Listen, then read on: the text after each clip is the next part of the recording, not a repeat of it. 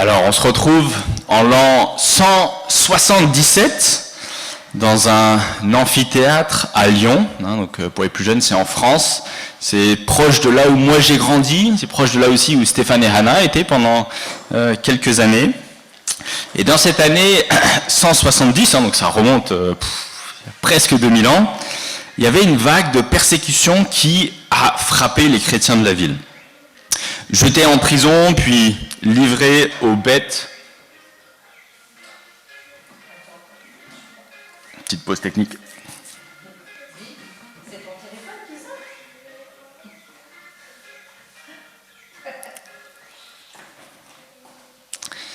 Donc ces chrétiens qui étaient persécutés dans la ville, ils étaient jetés en prison, puis livrés aux bêtes devant une foule romaine.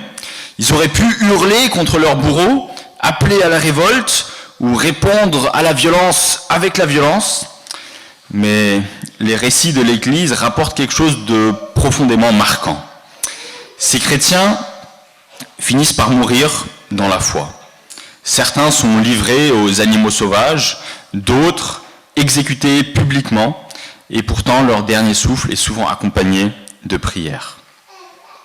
Ils prient pour leurs persécuteurs, ils confessent Christ jusqu'au bout, et ils remettent, c'est ça qui est très important, leur justice entre les mains de Dieu. Ce qui est frappant dans ces témoignages, c'est que leur réaction n'est pas naturelle. Face à l'injustice extrême, tout en nous crie à la vengeance. Mais eux semblent vivre une autre réalité. Ils croient que Dieu voit tout, qu'il juge parfaitement et qu'aucun mal ne sera impuni. Et c'est exactement l'esprit que nous retrouvons dans le psaume 58, qu'on va lire bientôt. David n'est pas un homme qui prend la justice en main. Il n'appelle pas ses ennemis à être détruits par sa propre main. Il fait quelque chose de radicalement différent. Il dépose la justice entre les mains du seul juste juge. Donc je vous invite à ouvrir vos carnets psaumes, vos Bibles, et on va lire ce psaume 58. C'est pas un grand psaume, il y a 12 versets. Donc c'est un psaume qui fait partie d'une série. Il y a le psaume 57, 58 et 59, qui sont des psaumes qui étaient chantés sur une mélodie qui s'appelle « Ne détruis pas ». Alors on n'a plus la mélodie qui va avec, mais on a encore le texte. Donc c'est ça que je vais vous lire. Et c'est David qui l'a écrit. Donc au chef de chœur sur la mélodie de « Ne détruis pas », hymne de David. Est-ce donc en vous taisant que vous rendez la justice ? Est-ce ainsi que vous jugez les hommes avec droiture ? Vous commettez volontairement des crimes. Dans tout le pays, vous propagez la violence de vos mains. Les méchants sont pervertis dès le ventre de leur mère. Les menteurs s'égarent dès leur naissance. Ils ont un venin pareil à celui du serpent.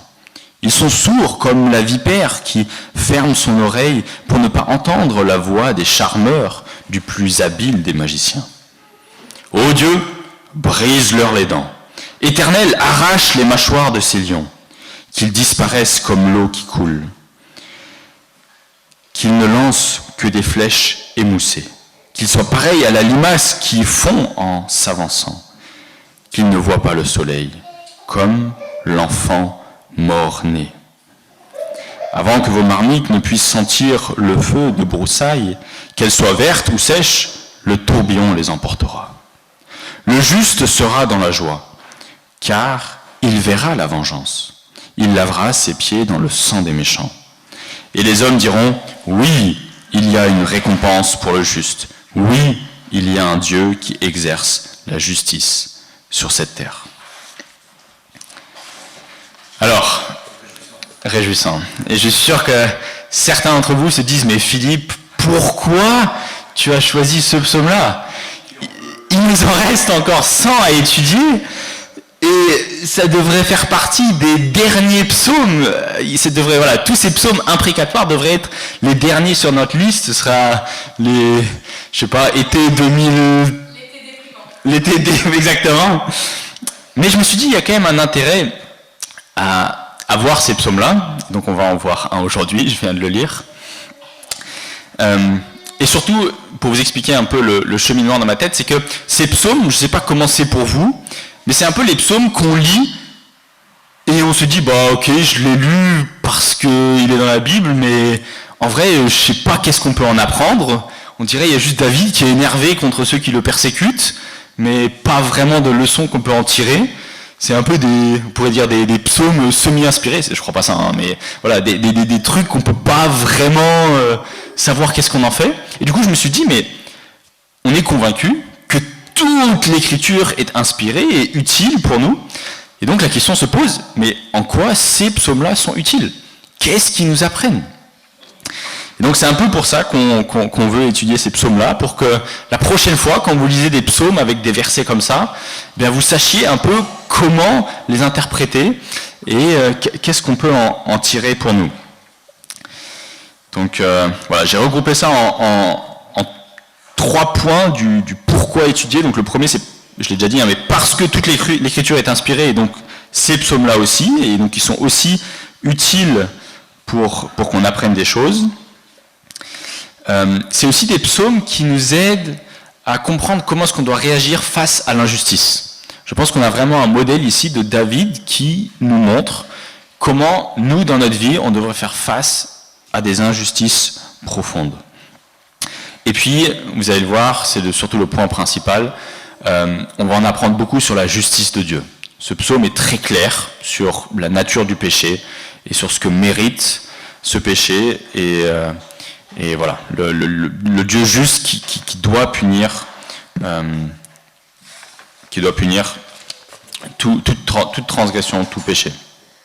Alors, un peu de contexte, peut-être une première question pour les plus grands, je pense à Noah, Josias, Élie.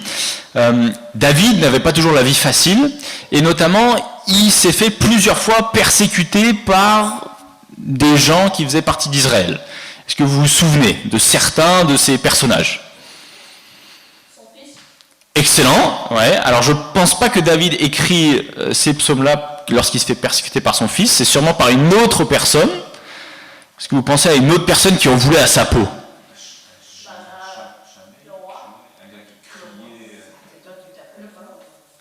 Alors, les plus jeunes, un roi, oui, est-ce que tu te souviens comment il s'appelle le roi ? C'était celui qui était juste roi avant lui en fait. Le premier roi, Saul. Ouais, Saül, exactement. Hein, donc ici, on est dans un contexte où David a triomphé, il a eu la victoire sur Goliath, il gagne en popularité auprès du peuple, et le roi Saül, eh bien, il voit son trône menacé. Et progressivement, la jalousie se transforme en hostilité ouverte, et puis Saül veut vraiment tuer David. Et donc David devient alors un homme traqué, obligé de fuir de ville en ville, vivant dans les déserts, dans les cavernes et parmi parfois des peuples étrangers pour échapper aux tentatives répétées de Saül de le tuer. Et à plusieurs reprises, David a même l'occasion de se venger. Je ne sais pas si vous vous souvenez de cette histoire-là, les jeunes, ils se retrouvent dans la même grotte que Saül, il aurait pu le tuer, mais il refuse de lever la main contre celui qui est loin de l'Éternel, et il choisit de remettre son sort entre les mains de Dieu. Et donc c'est ça le contexte de ce psaume que David écrit. Ce contexte donne aussi du poids à la plainte et aux imprécations. Et ce ne sont pas juste des réactions théoriques, mais des prières d'un homme confronté à une injustice réelle, persistante, dangereuse, tout en refusant de se faire lui-même justice, mais de remettre la justice entre les mains de Dieu. Et donc j'aimerais suggérer un plan de bataille pour étudier ce psaume. On va le faire en 3 parties. La première partie, donc on va exclure le premier verset, parce que le premier verset c'est juste le titre, c'est au chef de chœur sur la mélodie Ne détruis pas, hymne de David. Mais la première partie c'est les versets 2 à 6, qu'on va intituler la condition humaine. Je pense que cette partie-là en montre beaucoup sur notre nature humaine déchue depuis Adam. Puis la deuxième partie, ce sera les versets 7 à 10, où on parlera du sort des injustes Et puis versets 11 à 12, le dernier verset, vous l'aurez deviné, le sort des justes. Alors ici, David, dans le verset 2, il commence en disant « Est-ce donc en vous taisant que vous rendez la justice ?» Alors on peut se poser la question, mais David, à qui est-ce qu'il est en train de parler ? Et sûrement qu'il est en train de parler en fait aux dirigeants, aux hauts placés en Israël qui étaient proches de Saül, qui voyaient l'injustice, qui voyaient un roi déchaîné à vouloir tuer le pauvre David parce qu'il avait peur pour son trône, et ces dirigeants qui sont passifs, hein, qui ne vont pas arrêter Saül, ne vont pas aller à l'encontre de ses ordres, mais vont juste passivement suivre leur roi à la chasse à David, on pourrait dire. Il dit, est-ce ainsi que vous jugez les hommes avec droiture ? Et puis vous verrez aussi que notre psaume, il a un très beau chiasme, parce qu'il commence ici au verset 2, en parlant de la justice de ces hommes qui ne le font pas correctement, et on finit à la toute fin, qui dit, oui, il y a une récompense pour le juste, oui, il y a un Dieu qui exerce la justice sur la terre. Hein, donc on a les hommes qui n'exercent pas bien la justice, et le psaume finit par Dieu qui l'exerce parfaitement. Remarquez aussi que le péché, est-ce que Noah, tu te souviens de ce que vous avez appris avec votre père sur la question du catéchisme sur qu'est-ce que le péché ? Est-ce que tu saurais nous le redire ? Exactement, ouais, c'est très bien. Donc le péché, ça peut être à la fois quelque chose d'actif, hein, quand on est en train de faire quelque chose qui va contre ce que Dieu veut, mais ça peut aussi être passif, ne pas faire ce qu'on est censé faire. Hein, et on a aussi ça dans notre système de justice. Si par exemple, vous voyez que dans la rue, il y a quelqu'un qui se fait agresser, on en veut à sa vie, eh bien si vous, passivement, vous continuez votre chemin sans rien faire, sans appeler la police, et que ça se sait, eh bien vous êtes en tort, hein, vous avez commis une infraction. Et c'est un peu ce qui se passe aussi ici avec ces chefs du pays, qui voient une injustice sous leurs yeux, et qui pourtant n'agissent pas. Et puis on a toute une liste ici à partir du verset 3, vous commettez volontairement des crimes dans tout le pays, vous propagez la violence, puis c'est de vos mains. Et donc là, la prochaine question pour vous, les plus jeunes et les moins jeunes, est-ce que vous pouvez me donner dans ce texte tous les différents éléments du corps humain qui sont affectés par le péché ici ? Est-ce que vous arrivez à les relever ? Donc donnez-les-moi, hein, ils sont assez visibles.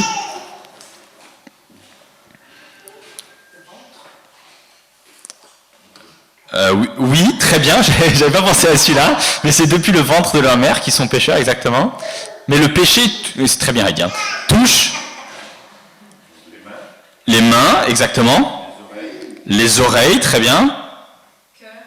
Cœur, excellent.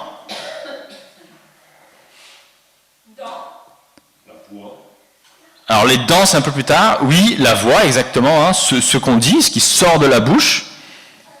Et je pense qu'on les a tous faits. Mais ce qui est important, je pense, à noter ici, c'est que David est en train de montrer que le péché atteint tout notre être. Hein, le péché, depuis Adam, a affecté tout, vraiment sans exception. Et la racine du problème, elle est intérieure. Ici, Mélanie l'a dit, hein, ça vient du cœur. Et Jésus le dit, hein, du cœur viennent toutes les mauvaises pensées. Matthieu 15, 17. Et le problème ici n'est pas d'abord un problème de circonstance ou de passé, mais c'est un problème de nature. Hein, on vit dans un monde où les psychologues vont assez facilement excuser certaines mauvaises façons de faire, parce qu'ils vont dire « Ah oui, mais lui, à cause de son passé, c'était difficile, et les circonstances ont fait que maintenant il fait des choses horribles. » Mais ici, ce psaume montre très clairement que non, c'est pas un problème de circonstance, c'est un problème de cœur, c'est ça la racine. C'est à cause de notre nature pécheresse que nos mains agissent mal, que nos bouches disent des mensonges, qu'on veut fermer nos oreilles, qu'on ne veut pas entendre la vérité. Le verset 4 ici dit « La bouche profère le mensonge ». David compare ici les méchants à un serpent venimeux. Cette image rappelle directement le mensonge originel du serpent dans le jardin d'Éden. On se souvient de ce serpent qui va tromper Adam et Ève. Et Jésus lui-même décrit le diable comme le père du mensonge, dans Jean 8, 44. Et le venin du péché ici se manifeste dans la parole, dans la déformation de la vérité. Les oreilles aussi, versets 5 et 6, qui refusent d'écouter. Ici, c'est l'image d'un serpent qui est sourd, qui est insensible à la voix du charmeur. Alors, c'est un peu comme là, on prêche, c'est comme si vous seriez insensible à la voix de Dieu, ou quand vous lisez la parole, vous fermez vos oreilles volontairement parce que vous ne voulez pas entendre ce qui est vrai, ce qui est juste. Et ça rejoint, je ne sais pas si vous vous souvenez de la description que Ésaïe fait d'Israël. C'est le deuxième verset le plus cité dans le Nouveau Testament, Ésaïe 6, versets 9 et 10, qui dit « Vous entendez, mais vous ne comprenez pas ». Et le péché ne rend pas seulement la parole mauvaise, mais il rend aussi le cœur fermé à la vérité, et il produit une résistance à la correction divine. Donc, autrement dit, ici, dans ces versets, sans entrer dans tous les détails, montre que tout l'être est touché par le péché. Rien n'est intact. Et les théologiens, ils ont développé un terme pour parler de cette doctrine, ça s'appelle la doctrine de la dépravation totale. Donc ça ne veut pas dire que l'être humain est aussi mauvais qu'il pourrait l'être, mais ça veut dire que tous les aspects de l'humain est affecté par le péché. La dépravation totale. La bouche, les oreilles, tout. Et il est important de voir ici que David ne parle pas seulement des autres. On pourrait croire qu'ici, David décrit une catégorie d'hommes particulièrement méchants. Alors, une question pour les plus grands. Là, on est dans le psaume 58. Est-ce que vous vous souvenez d'un psaume, quelques chapitres avant, où David parle aussi d'être pécheur dès le ventre de sa mère? Est-ce que ça vous dit quelque chose, quelques échos? Excellent. Après son adultère avec Bathsheba, il utilise le même vocabulaire qu'il utilise pour décrire ici ces hommes méchants. Il dit, les méchants sont pervertis dès le ventre de leur mère. Et ce qu'il faut noter, c'est que David, il décrit comme ça les hommes méchants, mais il se décrit aussi lui-même comme ça. David est en train de souligner, de dire que cette description ici, alors bien sûr, elle est parfaitement adaptée à ces hommes méchants qui en veulent à sa peau, mais elle est aussi parfaitement adaptée à tout être humain. C'est une description de l'humanité, pécheur dès le ventre de notre mère. C'est important aussi dans notre théologie, on a plusieurs enfants ici dans l'église, il faut comprendre, les enfants ne naissent pas bons. Les enfants naissent entachés par le péché, comme nous, et c'est pas les circonstances de la vie qui font qu'ils sont pollués, qui deviennent méchants, mais c'est depuis le tout jeune âge qu'ils sont égocentriques et qu'ils pensent qu'à eux, et ils ont eux aussi besoin de l'œuvre de Dieu pour transformer leur cœur. Et ça, David l'a parfaitement compris. Donc voilà, David ici ne décrit pas seulement le portrait des méchants là-bas, mais il fait un diagnostic d'une humanité entièrement déchue devant Dieu. Alors j'aimerais vous lire, pour souligner un peu ce qui est dit ici, et vous montrer que ce n'est pas juste les psaumes imprécatoires qui parlent de cette manière-là, mais aussi Paul parle de cette manière-là en Romains 3. Il y a vraiment une cohérence ici, et je vous lis du coup un petit extrait dans Romains 3, vous allez voir que le vocabulaire, il est très similaire. On va de nouveau parler de venin, on va de nouveau parler de tous les parties du corps qui sont affectées. Donc Romains 3. En effet, nous avons déjà prouvé que juifs et non-juifs sont tous sous la domination du péché. Il redit un peu la même chose, méchants ou justes, tous sous la domination du péché. Comme cela est écrit, il n'y a pas de juste, pas même un seul. Aucun n'est intelligent, aucun ne cherche Dieu, tous se sont détournés, ensemble ils se sont pervertis. Il n'y en a aucun qui fasse le bien, pas même un seul. Leur gosier est une tombe ouverte, ils se servent de leur langue pour tromper, ils ont sur les lèvres un venin de vipère, leur bouche est pleine de malédiction et d'amertume, leurs pieds courent pour verser le sang, la destruction et le malheur marquent leur passage. Ils ne connaissent pas le chemin de la paix, il n'y a aucune crainte devant leurs yeux. Alors voilà une description réaliste de la condition humaine. Alors j'aimerais vous donner une petite précision qui est importante, c'est que les sentiments ici de David ne sont pas péchés. Vous comprenez le problème théologique ici. Si on dit que ce que David est en train d'exprimer ici, c'est du péché, c'est que ça revient à dire que la parole de Dieu est péché, et donc il y a du péché en Dieu. Et je comprends tout à fait que quand nous lisons ce psaume 58, il y a naturellement un malaise qui se fait ressentir. C'est des paroles qui sont fortes, qui sont directes, qui parlent de jugement. Et il est donc important de comprendre ici que David n'est pas en train de pécher en exprimant ces choses à Dieu. Dieu ne prend pas la justice... Pardon, excusez-moi, c'est pas Dieu. David ne prend pas la justice entre ses mains ici dans ce psaume. Il la remet entièrement entre les mains de Dieu. Il n'est pas en train de dire « je vais faire ça, je vais me venger », mais c'est « regarde ces méchants ce qu'ils font à moi, et Dieu, toi, s'il te plaît, casse-leur les dents et venge-moi ». C'est prier pour que Dieu fasse justice. Et dans le Nouveau Testament, on retrouve cette même réalité dans la bouche des martyrs. Je vous lis Apocalypse 6, verset 10, pour vous montrer que c'est cohérent avec le Nouveau Testament.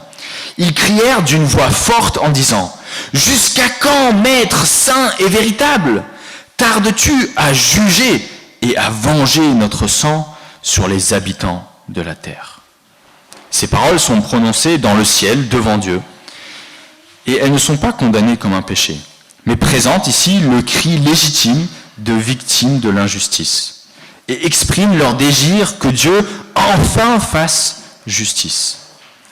Et cela nous montre quelque chose de très important. C'est que le désir que la justice de Dieu s'accomplit n'est pas contraire à la foi biblique. C'est reconnaître que Dieu est le seul juge et qu'il est bon qu'il mette fin au mal. Ainsi, les paroles de David ne sont pas juste une explosion de la colère humaine, mais c'est une prière théologique. Il est en train de confier à Dieu ce qu'il ne peut pas résoudre lui-même et affirme que le mal ne peut pas rester éternellement impuni. En lisant le psaume 58, là les versets 7 à 10 qui sont un peu problématiques, il est essentiel de comprendre que le jugement décrit ici n'est pas excessif. Ce n'est pas une réaction disproportionnée. Il est juste de répondre à la gravité du péché. La Bible ne présente jamais le péché comme une simple erreur ou une faiblesse. Elle le décrit comme une rébellion contre Dieu, contre le maître de l'univers. Et le moindre petit truc qui va à l'encontre de Dieu mérite une punition grave. C'est une corruption profonde de l'être humain. C'est pourquoi le jugement exprimé dans ce passage est cohérent avec la justice parfaite de Dieu. Lorsque David demande que les méchants soient rendus impuissants, il ne fait que reconnaître que le mal doit être stoppé.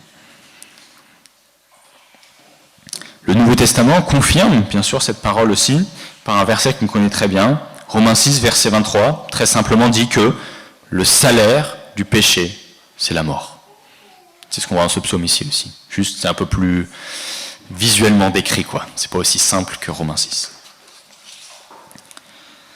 Il est donc important de le dire clairement, ce que le psaume 58 ici décrit n'est pas trop sévère. C'est juste le salaire du péché. Et si nous sommes choqués par ces images, c'est peut-être parce que nous sous-estimons encore la gravité du péché aux yeux de Dieu. La Bible nous invite ainsi une prise de conscience sérieuse. Si Dieu est parfaitement saint, alors aucune injustice ne peut être ignorée et aucun péché ne peut être traité comme insignifiant. Et c'est précisément cette réalité qui rend l'évangile nécessaire. Car si le péché mérite un tel jugement, alors la seule espérance possible pour l'homme est de trouver dans une œuvre de grâce un jugement qui serait porté à notre place. Et c'est vraiment là qu'on a notre passerelle vers l'évangile. Et c'est ça qui m'a fait réaliser que ces psaumes imprécatoires sont en fait beaux dans un certain sens parce qu'ils décrivent le portrait de l'humanité et nous amène vers la bonne nouvelle. Sans le salut de Jésus, ce qui nous attend, c'est ce qui est décrit ici dans ce psaume imprécatoire. Et le Nouveau Testament ne réduit pas cette réalité du jugement. Au contraire, il la confirme de manière très claire. On a lu Matthieu. Jésus lui-même en parle régulièrement du jugement final, de la réalité de l'enfer, du grincement des dents, et voilà, des conséquences graves du péché qui n'a pas de pardon. Donc ces images fortes du psaume 58 annoncent quelque chose que le Nouveau Testament rend encore plus explicite. Dieu prend réellement au sérieux le mal et l'injustice jusqu'au bout.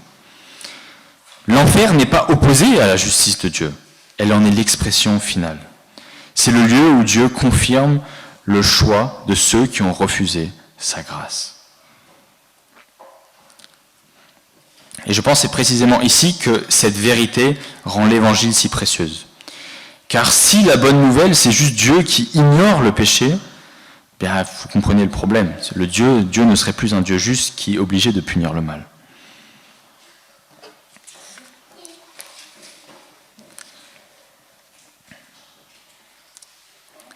Donc le psaume 58 nous conduit vers une vérité essentielle sur le caractère de Dieu. Je pense que c'est vraiment ça qu'on peut apprendre, c'est que Dieu ne peut pas simplement ignorer le mal ou le laisser sans réponse. S'il le ferait, il ne serait plus parfaitement juste. La Bible affirme constamment que Dieu est à la fois amour, mais il est aussi saint et juste. Et sa justice implique nécessairement qu'il ne ferme pas les yeux sur le péché. Et l'apôtre Paul le dit clairement, acte 17, 31, « Il a fixé un jour où il jugera le monde selon la justice. » Et encore Romains 2, verset 6, « Dieu rendra à chacun selon ses œuvres. » Cela signifie que Dieu ne va jamais oublier quoi que ce soit. Chaque injustice, chaque mensonge, chaque oppression est pleinement vue, pleinement connue et sera pleinement jugée.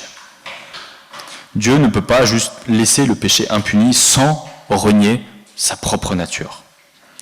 Et c'est pour ça que le langage du psaume 58 et des autres psaumes imprécatoires est aussi fort. Il reflète une réalité spirituelle profonde. Le péché doit être jugé, car Dieu est juste.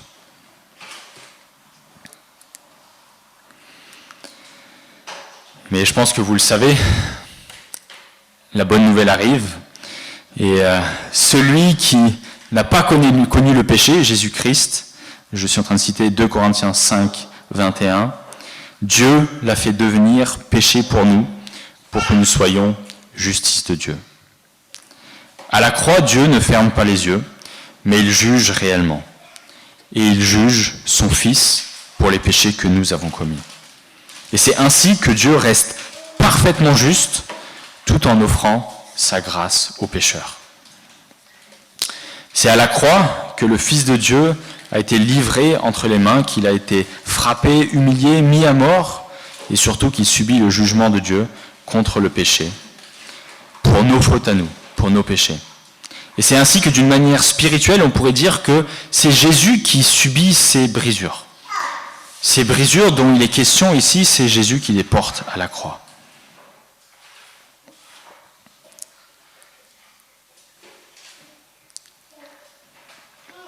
Vous connaissez bien ce verset, mais Ésaïe 53,5 dit, Jésus, donc, le verset ne dit pas Jésus, mais dit, il a été frappé pour nos transgressions, brisé pour nos iniquités.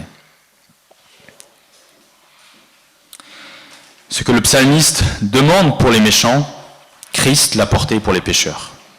Il accepte d'être traité comme celui sur qui la justice de Dieu doit tomber, afin que ceux qui croient en lui ne la subissent jamais. Et donc c'est la question pour vous aussi, et peut-être pour les plus jeunes. Est-ce que toi tu acceptes que Christ prend sur lui le châtiment qui est décrit ici dans ce psaume imprécatoire? Est-ce que tu as conscience que tu mérites parfaitement ce que David décrit ici?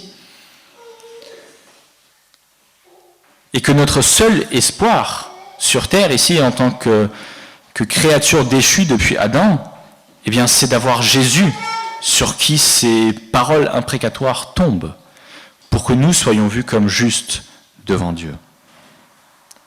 Ainsi, le psaume 58 se termine pas seulement sur la justice de Dieu comme un mal, mais nous conduit vers la croix, où cette justice est pleinement satisfaite. Le jugement n'a pas disparu, il a été transféré. Il est passé de nous, méchants, qui le méritions, à son Fils bien-aimé qui le porte pour nous.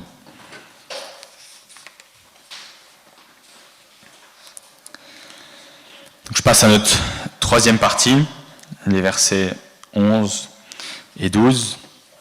Et on a déjà empiétiné un peu sur le sort des justes, mais j'aimerais vous montrer que ce psaume termine sur une note complètement différente que ce qu'il y a avant en fait. On parle ici de joie, de la certitude d'un Dieu qui règne. Le résultat du jugement de Dieu n'est pas la confusion, mais la reconnaissance universelle que Dieu n'est pas absent, qu'il n'a pas été injuste et que Dieu n'est pas silencieux. Mais qu'au contraire, Dieu agit avec justice sur cette terre. C'est pourquoi le juste peut se réjouir.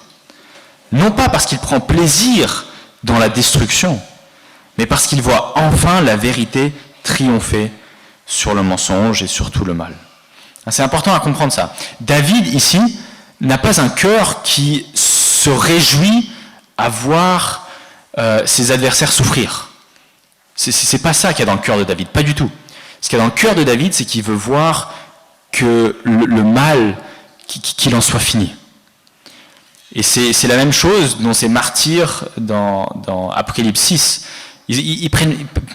Aucun chrétien ne devrait prendre plaisir à voir ceux qui sont injustes souffrir en enfer. Mais c'est un appel à ce que Dieu fasse justice. Que Dieu soit conforme à sa nature et que justice soit rendue et surtout que le monde soit rétabli tel qu'il avait été conçu au départ dans le jardin d'Éden. Alors peut-être que certains d'entre vous sont confus par ce langage dans le verset 11 qui dit « Le juste sera dans la joie », ok, on comprend, car il verra la vengeance. Important, c'est pas lui qui va se venger, mais il verra la vengeance, il verra Dieu qui va juger. Il lavera ses pieds dans le sang des méchants. Alors là, on se dit, mais qu'est-ce que c'est que ça ? Est-ce que c'est une sorte de, de rituel macabélique où on a enfin tué les méchants et on va pouvoir se baigner dans le sang de ces méchants ? Non, je pense que c'est pas ça. Je pense que ça réfère à la victoire que Dieu va avoir sur les méchants. On a ça dans la suite aussi, c'est un Dieu victorieux qui va donner sa récompense. J'aimerais vous lire pour expliquer cette phrase, de nouveau dans l'Apocalypse, quelques versets. Alors, je ne l'ai pas noté dans quel chapitre c'est, mais il me semble que c'est le chapitre 14, je lis à partir du verset 13. « Puis j'entendis du ciel une voix forte qui disait, « Écris, heureux les morts qui meurent dans le Seigneur, et ce dès maintenant. Oui, dit l'Esprit, ainsi ils se reposent de leurs travaux, mais leurs œuvres les suivent. Je regardais et je vis une nuée blanche. Et sur cette nuée était assis quelqu'un qui ressemblait à un fils de l'homme. Il avait sur la tête une couronne d'or, et à la main une faucille tranchante. Un autre ange sortit alors du temple et cria d'une voix forte à celui qui était assis sur la nuée, « Lance la faucille et moissonne, car l'heure de la moisson est venue. La récolte de la terre est mûre. » Celui qui était assis sur la nuée jeta sa faucille sur la terre, et la terre fut moissonnée. Donc on comprend, c'est l'image du jugement final qui arrive et qui vient faucher tout le mal qui est sur terre. Un autre ange sortit du temple, qui est dans le ciel, tenant aussi une faucille tranchante.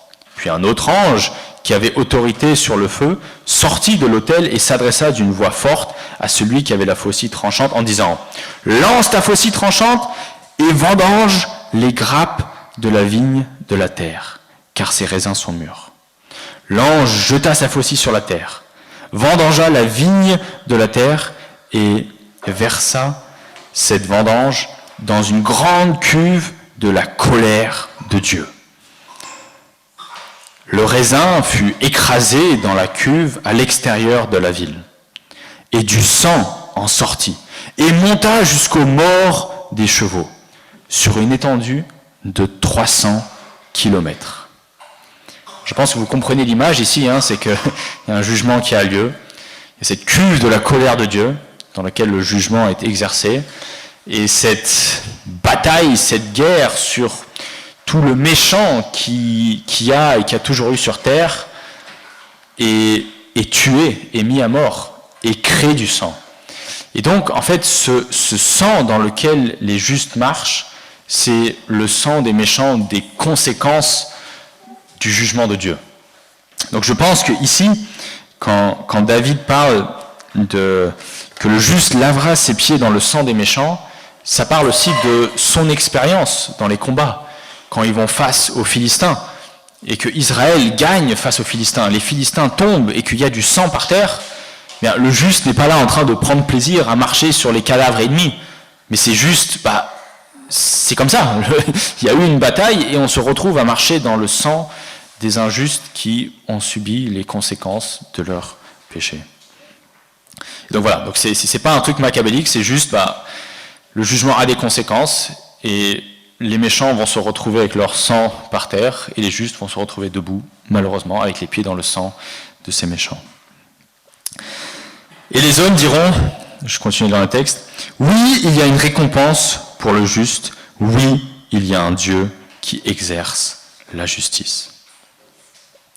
Donc, le psaume 58 se termine avec une espérance, avec un Dieu qui dit qu'il y a une récompense pour le juste. Et cette affirmation ne parle pas seulement d'un jugement final, mais aussi d'une restauration complète de la création. La Bible annonce qu'après le jugement, Dieu ne laisse pas un monde brisé, marqué par le mal, il n'y aura pas juste un bain de sang, mais parle d'une création renouvelée, où la justice ne sera plus parle juste d'une création renouvelée. Et j'aimerais vous lire 2 Pierre 3,13, qui dit ça très bien, et l'attente que nous on devrait avoir, qui dit « Mais nous attendons, selon sa promesse, de nouveaux cieux et une nouvelle terre où la justice habitera. » Cela signifie que le but final de Dieu, ce n'est pas seulement de punir le mal, comme on l'a vu, mais aussi de rétablir parfaitement ce qui a été détruit par le péché. Là où l'injustice a régné, la justice régnera pleinement.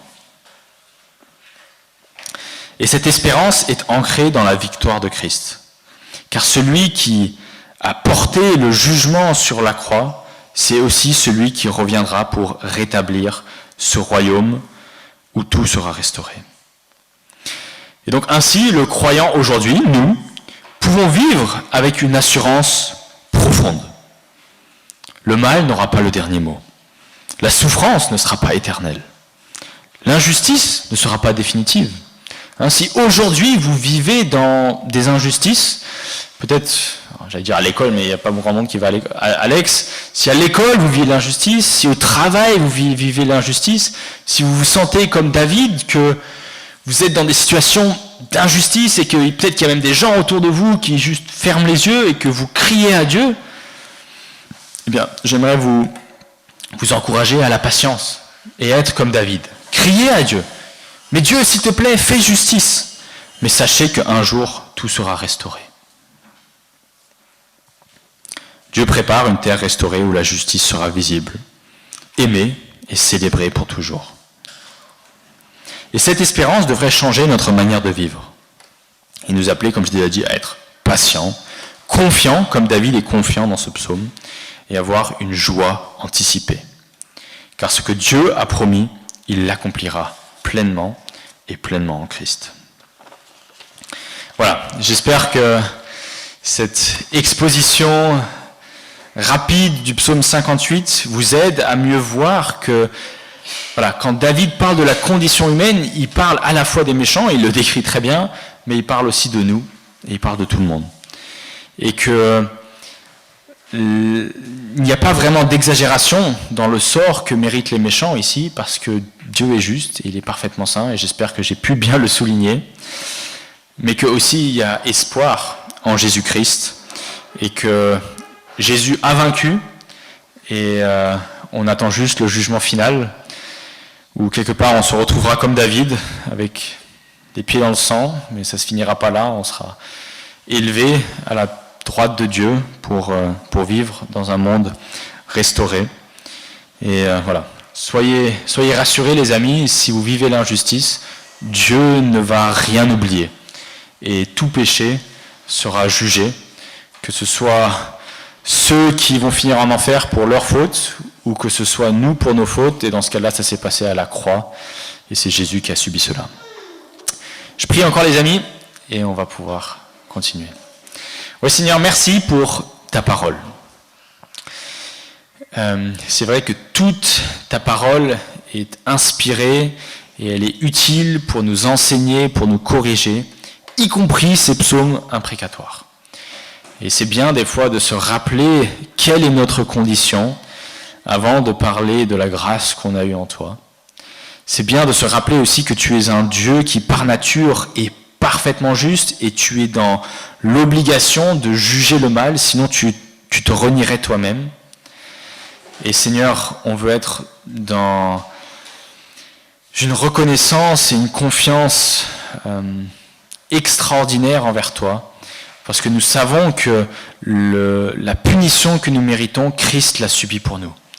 Et on n'a rien à faire, on a juste à avoir confiance dans tes promesses et à se réfugier en Christ. Et donc Seigneur, je te prie que nous tous ici présents, nous puissions vivre cette réalité pleinement, que nous puissions avoir conscience du jugement que nous méritons, mais que ce jugement est tombé sur Christ et que Christ a tout accompli. Et que maintenant nous n'avons plus qu'à être patients, à subir l'injustice dans ce monde déchu, mais en sachant que Christ va juger et que nous allons nous retrouver avec lui dans une terre restaurée. Et on prie ça en ton nom, Seigneur. Amen.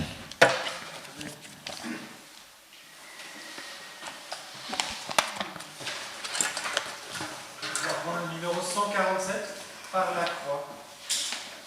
Numéro 147.